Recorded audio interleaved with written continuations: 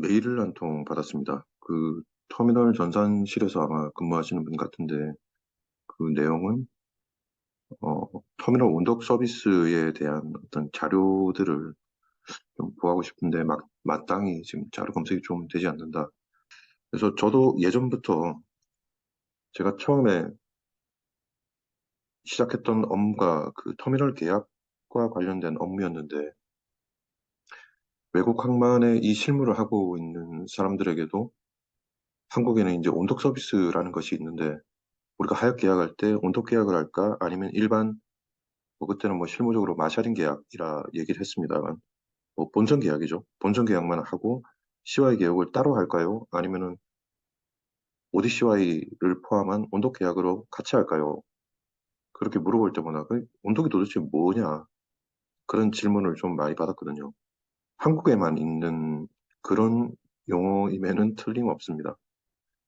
결론부터 말씀을 드리면 항만이 성장하면서 항만이 이제 커가면서 ODCY 사업자들과 경쟁하는 관계에서 전 태어난 게 이 온독이라는 개념이라고 생각을 하거든요.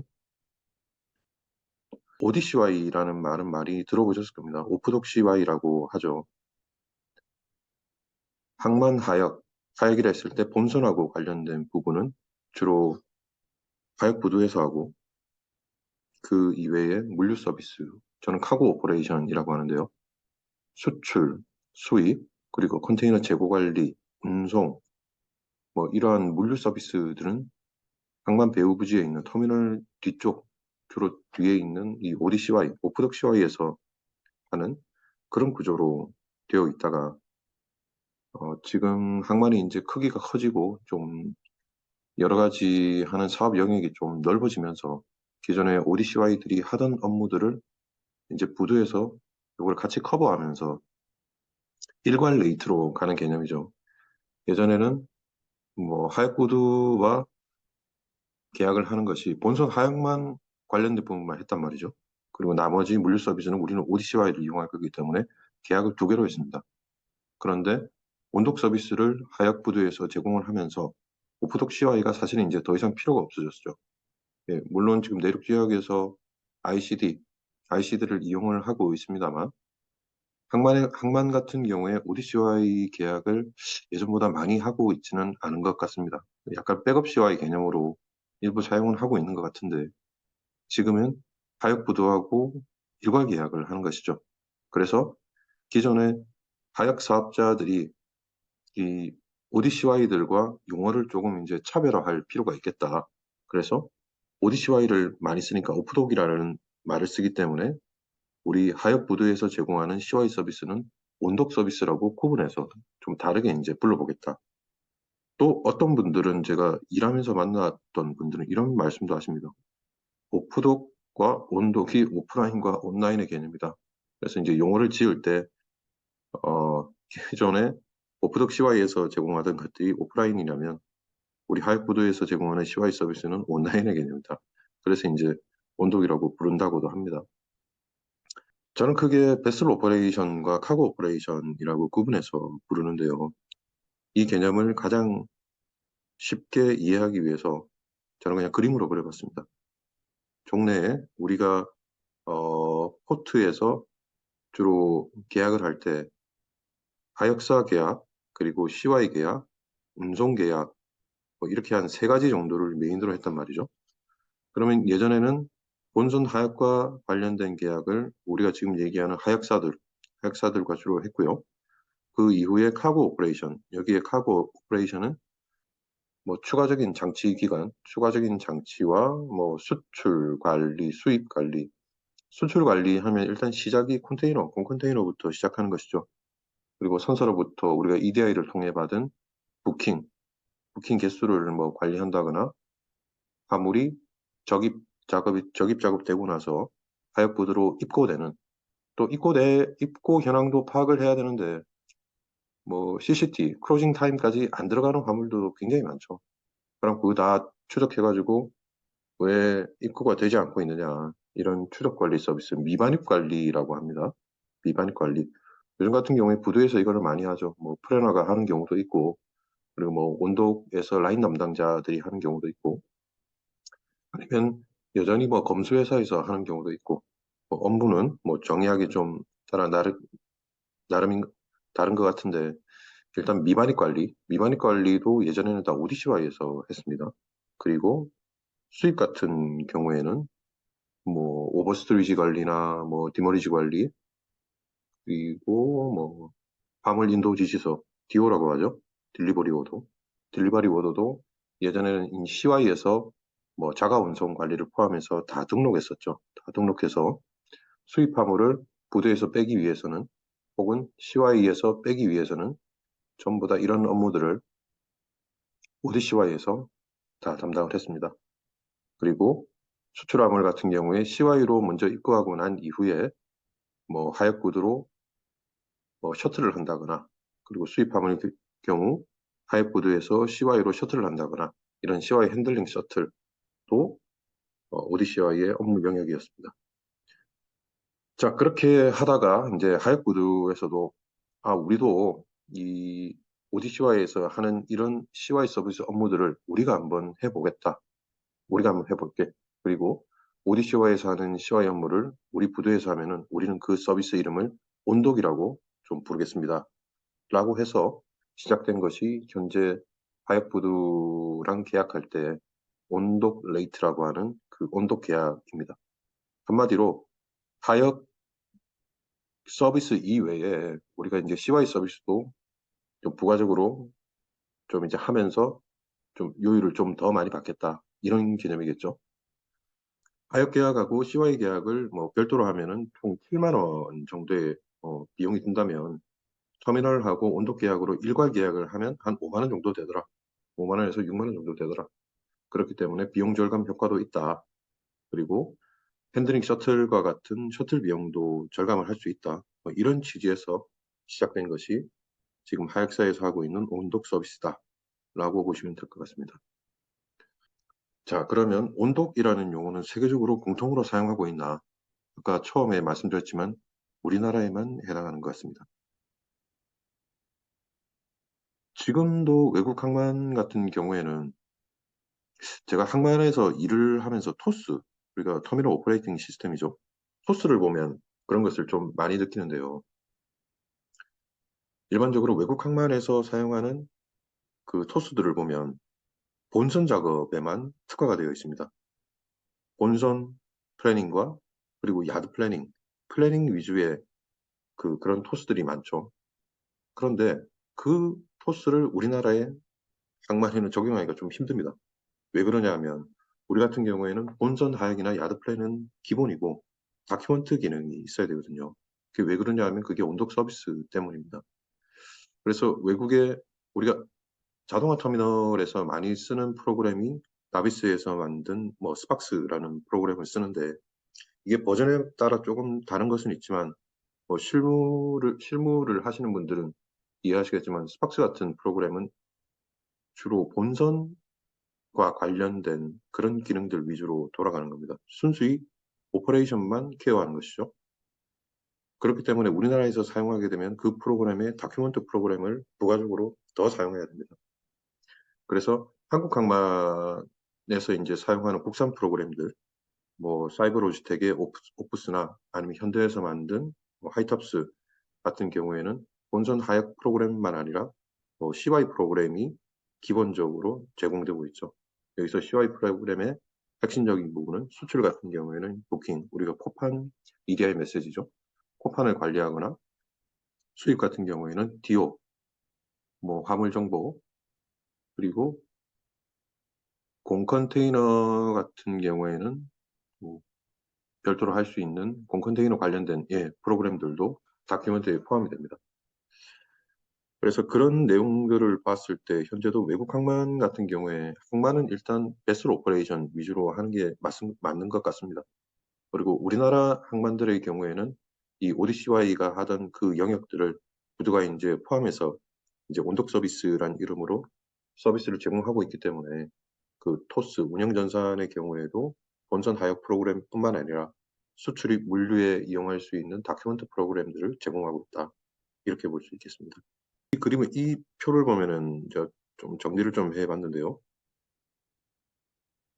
우리가 베슬 오퍼레이션과 카고 오퍼레이션으로 나눈다면 기존에는 베슬 오퍼레이션은 그냥 부두에서는 베슬 오퍼레이션만 제공을 했습니다. 본선 하역, 화물 양적화, 그리고 그에 따른 일시 장치, 길게도 장치를 몰아죠. 그러다가 항만에서도 그 이후에 물류 서비스 같은 경우에는 오디시아에서 다 담당을 했었죠. 여기서 제가 물류 서비스 혹은 화물 운영이라고 어, 명칭을 붙여봤는데요. 여기는 뭐 통관, 건방역, 운송, 보관. 여기서 보관이라는 거는 추가 장치를 얘기하는 겁니다. 그리고 적입, 적출, CFS 작업이죠. 그리고 컨테이너 재고 관리, 수리. 이게 이제 컨테이너 관련된 그런 업무라고 볼 수 있고요. 그리고 수출, 선적 관리, 미반입, 부킹 관리도 다 포함되는 겁니다.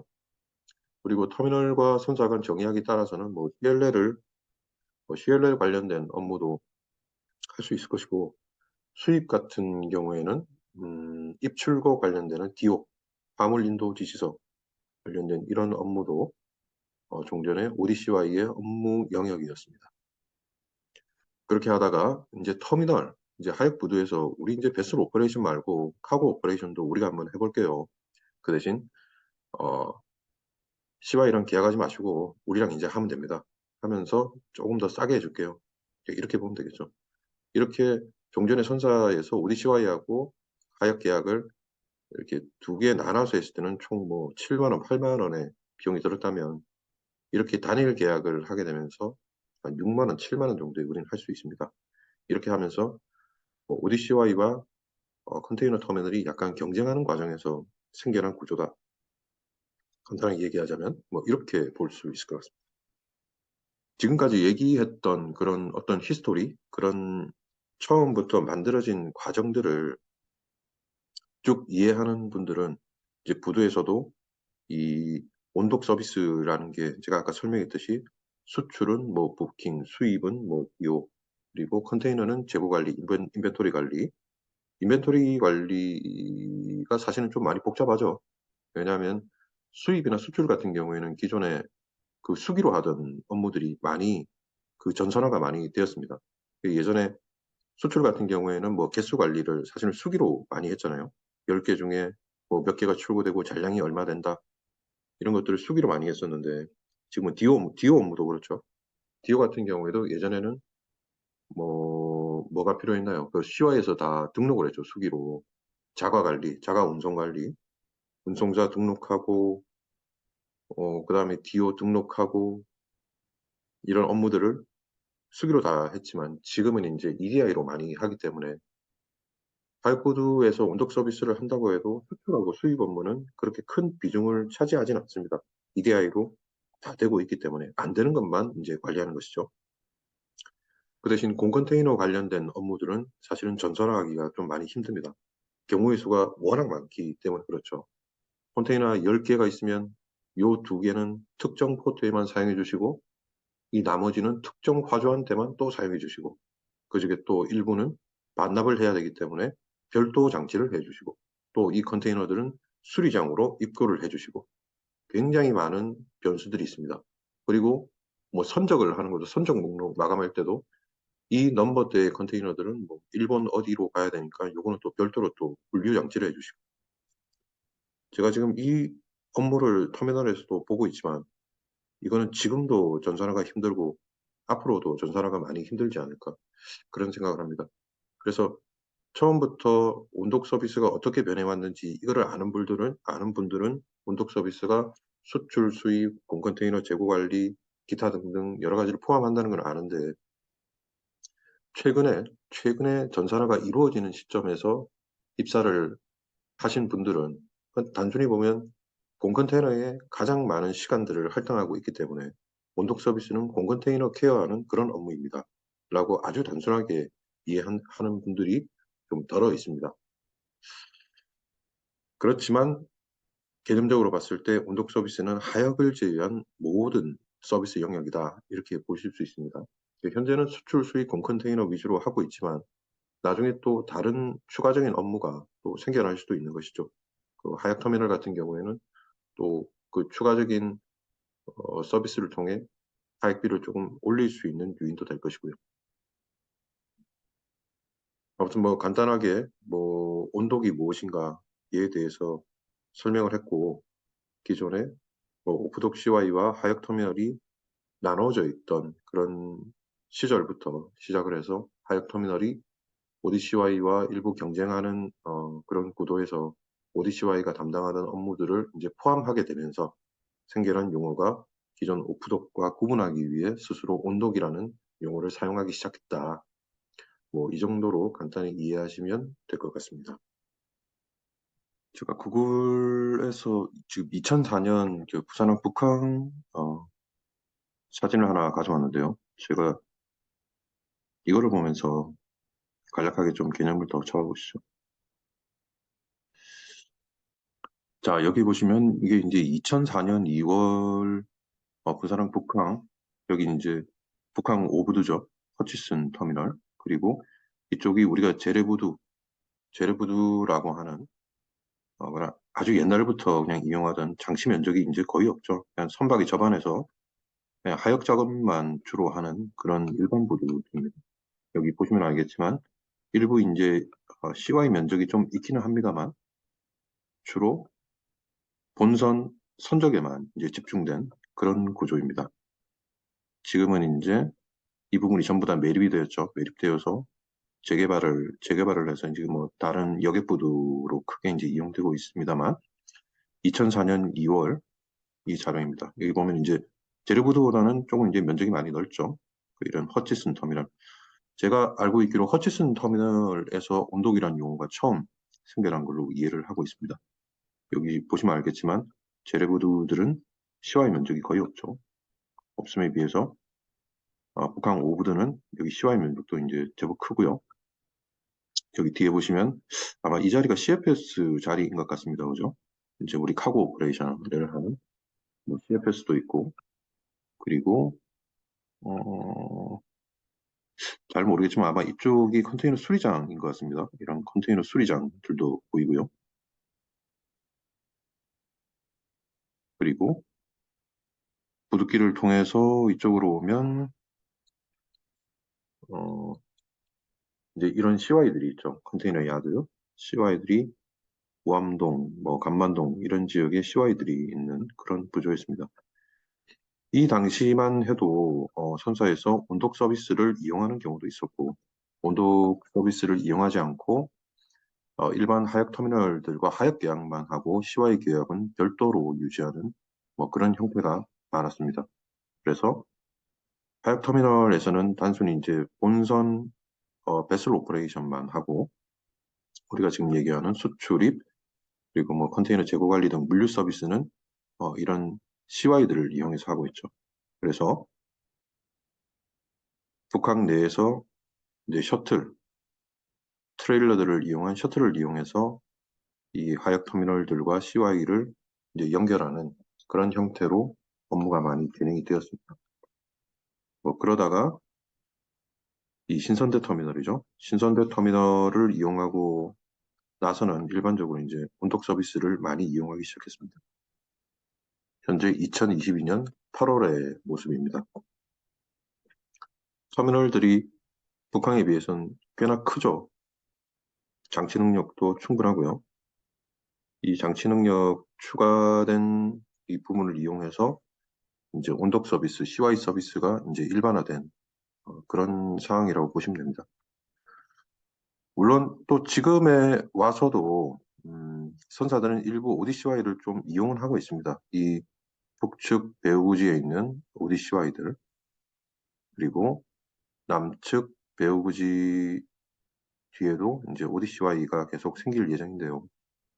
선박이 커지고 일시에 처리하는 물량이 늘어나고 있는 추세이기 때문에 각도가 커져도 선박이 계속 커지면서 이제 백업 CY 혹은 ODCY가 계속 필요한 상황입니다. 그래서 지금에 와서 터미널들은 우리 옛날처럼 그냥 CY 서비스 하지 말고 그냥 하역 서비스만 하는 게 어떻겠냐 뭐 그런 얘기도 좀 들리는 것 같습니다. 아무튼 온독과 ODCY의 개념을 이해하는 데는 뭐 이 정도까지 얘기하면 될 것 같습니다.